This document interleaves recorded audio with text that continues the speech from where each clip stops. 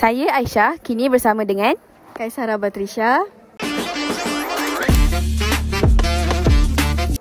Okey Kaisara, untuk aktiviti orienteering ni, berapa awak nak rate dari 1 sampai 10?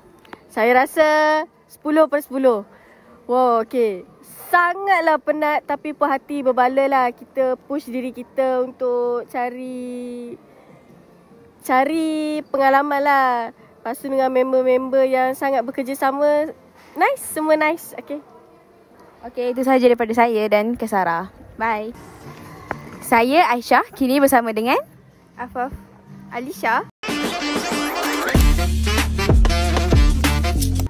Okey Afaf, ada satu soalan untuk awak. Apakah satu benda yang awak tak expect pun awak akan buat kat sini?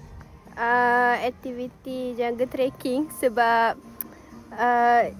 dia sangat mencabar bila kita naik gunung. Lepas tu redah sungai, nak sungai yang ada batu-batu yang banyak. Sangat ekstrim lah.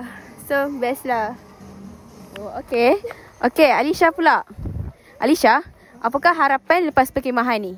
Saya harap sekolah dapat buat lagi banyak perkemahan yang diadakan dekat luar sekolah.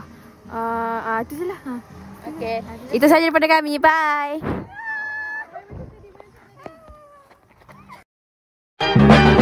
One is the loneliest number that you